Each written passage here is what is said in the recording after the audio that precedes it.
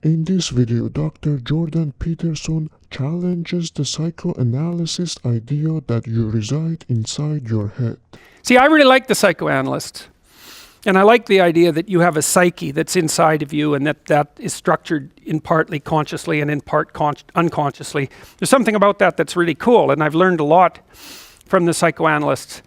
But, you know, there is a funny consequence of thinking the way they think, and you do think the way they think, even if you don't know it. Like, we tend to think that a lot of us is inside our head. You know, that's the psyche model, basically. But the more I've practiced as a clinical psychologist, the less I've actually been convinced that that's true. So I could say, well, let's say I want to know about your personality. We think, well, I want to know you. I want to know about your subjectivity. I want to know what's inside of you. But that isn't actually what you do want to know if you're doing clinical work, say, with someone. You want to know, do they have any friends?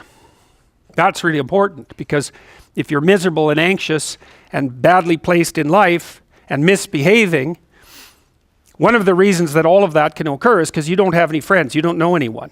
And that's not something that's inside you. It's you localized in a broader sphere. And then you might say, well, do you have a job? And well, let's talk about the job. Do you actually make enough money with your job? Is it satisfying for you in any way? Are you bullied all the time when you're at work? Does it provoke anxiety? Is it a career that allows you to go somewhere? Are you overworked? Well, but let's start with just the first question. Do you have a job? Well, if the answer to that is no, you have a serious problem, and that might be to depress you and make you anxious and hopeless and nihilistic and all of those things.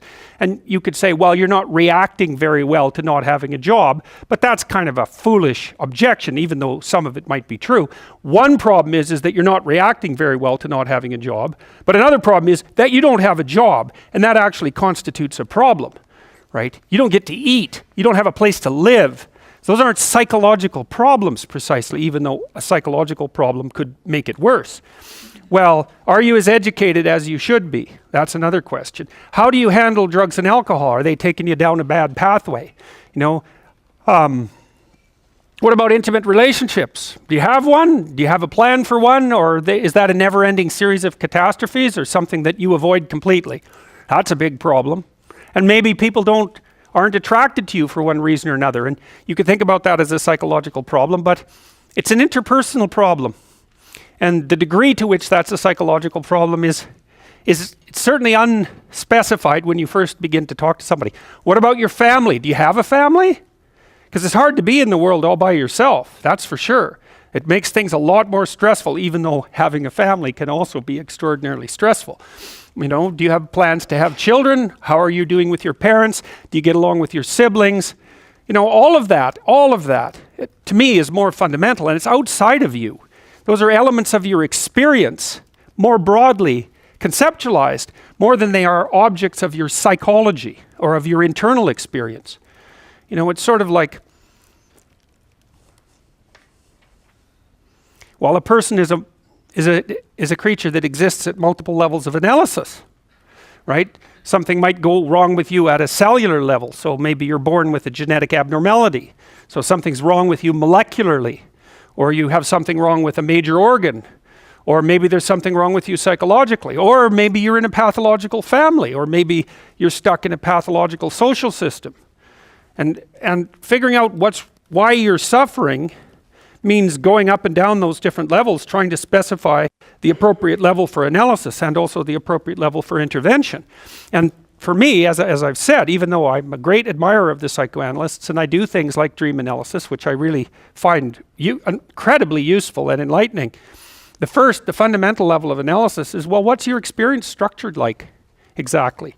And that isn't localized in you. Now, the behaviorists do that too, because it's one of the things I really like about the behavioral approach to psychotherapy. It's very, very concrete and practical. It's like they'll say, well, there's certain things that you need to have in order to live properly, and maybe you don't have the skills or the wherewithal to accumulate them, and we'll break them down into tiny little pieces and you'll practice. So for example, with someone who doesn't have any friends, then you do a microanalysis of their social skills, say, and maybe an analysis of the kinds of anxiety that are stopping them from going out and meeting people. And then you address those things practically one by one. You try to get the person to have some friends. You try to figure out how they can establish an intimate relationship. You see if you can help them sort out their family. You do what you can about their employment. And a lot of that's only tangentially related to, really, in some sense, to the structure of their psyche. But one of the things you'll see if you work as a clinician or as a counselor is that most of the time people come and see you because they have problems, not because they have psychological problems. And those things are not that easy to distinguish. You know, it's sort of the psychoanalytic idea is sort of like, well, if you just got your act together, everything would work out for you. It's like, yeah, there's some truth in that. But you know, if you're 55 years old and you've just been laid off work, and maybe through no fault of your own, it isn't obvious how much getting your act together is going to help you find another job, because the actual problem that you're facing may have relatively little to do with you. And that would especially be the case if you're maybe on the bottom half of the intelligence distribution, for example. And so it isn't as easy for you just to go out and pick up new skills at the drop of a hat, you know, and that gets harder as you get older because your IQ actually declines quite substantially as you get older. The working or the fluid intelligence part, anyways, exercise can keep that at bay, by the way. It's the best way to keep that at bay.